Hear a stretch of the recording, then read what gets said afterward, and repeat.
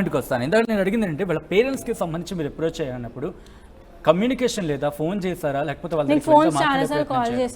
Phone వాళ్ళు కమ్యూనికేషన్లోకి రాలేదు, పోనీ వెళ్ళి వాళ్ళతో నేరుగా మాట్లాడే ప్రయత్నం చేశారు? ఎక్కడ ఉన్నారో తెలియదండి.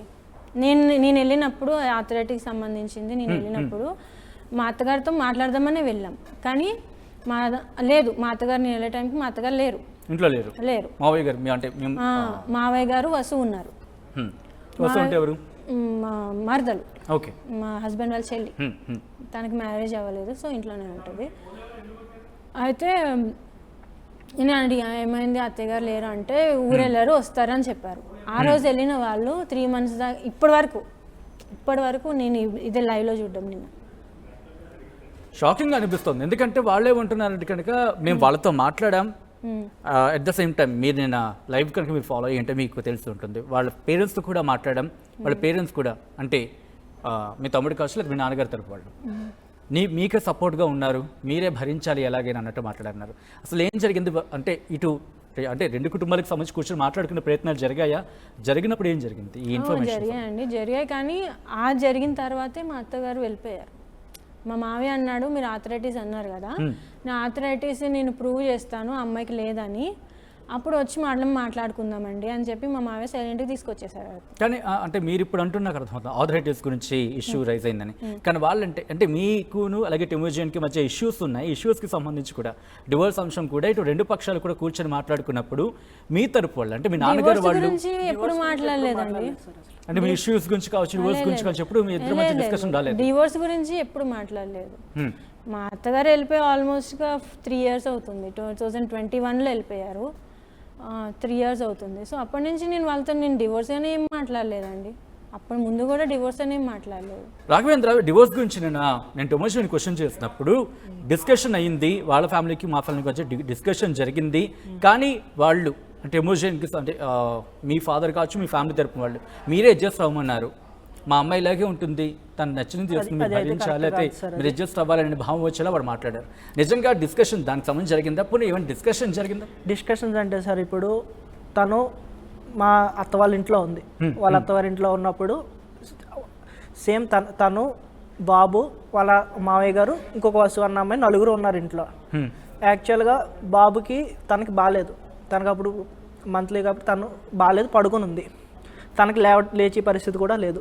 వీళ్ళ మావయ్య గారు ప్లస్ ఆ అమ్మాయి బయటికి వెళ్ళి ఫుడ్ చేసి మార్నింగ్ ఆఫ్టర్నూన్ బయటికి వెళ్ళి తినేసి వచ్చారు సార్. తినేసి వచ్చిన తర్వాత తన సంగతి వదిలేండి, సొంత మనవడే కదా సార్, తను సొంత కొడుకే కదా. ఒకటే క్వశ్చన్ అడిగాను, మా వాళ్ళు వచ్చారంటున్నారు కదా, మా అక్క దగ్గరికి వచ్చి అమ్మ ఆకలేస్తుంది ఏమైనా పెట్టమ్మా అని అడిగాడు చిన్న బాబు, ఎప్పుడు 3.5 years అంత ఉంటుంది. అమ్మ ఆకలే అంటున్నాడు, తను లేవలేని పరిస్థితి. వాళ్ళని అడిగితే వాళ్ళు తీసుకురానన్నారు, నాకు సంబంధం లేదు, వాడు నా మనవడే కాదు, ఇంకా నేను యాక్సెప్ట్ చేయలేదు మనవడి కింద యాక్సెప్ట్ చేసినప్పుడు ఫుడ్ పెడతా అన్నారు. ఎవరన్నారు? వీళ్ళ మావయ్య గారు. అప్పుడు నాకు ఫోన్ చేసింది, తను లేవలేని పరిస్థితిలో నాకు ఫోన్ చేస్తే అక్కడ ఫుడ్ డెలివరీ సిస్టమ్ లేదు సార్ అప్పటికి, ఇంకా ఇప్పటికీ లేదు, అమలాపురం రూరల్ ఏరియా. అప్పుడు నాకు తెలిసిన ఒక హోటల్కి కాల్ చేస్తే ఒక డెలివరీ పర్సన్ కాల్ చేస్తే ఆ డెలివరీ పర్సన్ నెంబర్ ఇస్తే తనకి లొకేషన్ పెట్టి ఆ లొకేషన్ పే చేశాను, దాని స్క్రీన్ షాట్స్ కూడా ఉన్నాయి నా దగ్గర. సో అంటే మనల్ని కూడా పట్టించుకోలేదు. తర్వాత నేను ఫుడ్ పంపించేసి అరౌండ్ 2:33 అయింది. 2:33కి లేచి తను తిని పిల్లవాడికి పెట్టింది. ఇప్పుడు ఒక్కసారి మళ్ళీ కంటిన్యూ చేస్తాను. ఆ స్క్రీన్ మీద మీరు చూపిస్తున్న స్క్రీన్ మీద చార్ట్కి సంబంధించి చూస్తున్నాం. అసలు ఈ చార్ట్ ఏంటి, దాంట్లో చార్ట్లో ఏముంది, ఎటువంటి కాన్వర్సేషన్ ఉంటుంది? అంటే కొంచెం ఏమంటారు, నీ లిప్స్ పింక్ కలర్లో ఉన్నాయి, అట్లా కొంచెం ట్రై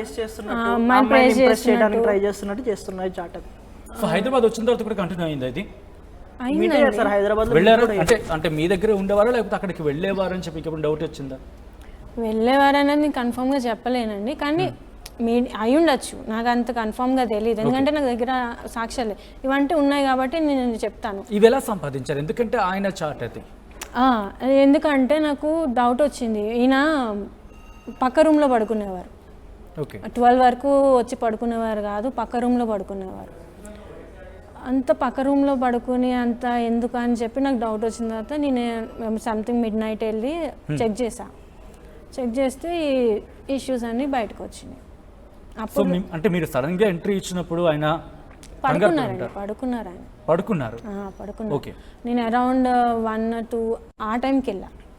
ఓకే. మీకు అనుమానం వచ్చి మీరు చెక్ చేసినప్పుడు విషయం బయటపడింది. అంటే నాకు ఎందుకు అంటే చాలా డేస్ అబ్జర్వ్ చేసి ఎందుకు ఈయన ఇట్లా ఎందుకు బిహేవ్ చేస్తున్నారు, ఆఫ్ కోర్స్ ఏ మహిళకైనా అనుమానం వస్తుంది. సో నేను ఎందుకు ఇలా బిహేవ్ చేస్తున్నారని చెప్పి చెక్ చేస్తే చాట్స్ వచ్చినాయి. అప్పటి నుంచి లాక్స్ పెట్టుకోవడం స్టార్ట్ చేశారు.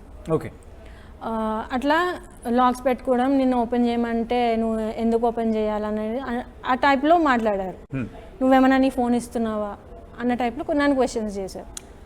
అని అప్పుడు కూడా అడిగా, నీకు ఎఫ్ఐఆర్ ఉందా మీకు ఎఫ్ఐఆర్ ఉందా, నిజం చెప్పండి. నాకు లేదన్నారు. నేను ప్రూవ్ చేస్తాను, చూపించాను. ఏం మాట్లాడలేదు. అసలైన తొలి వెలుగు. ఫాలో వాట్సాప్ @తొలి వెలుగు official.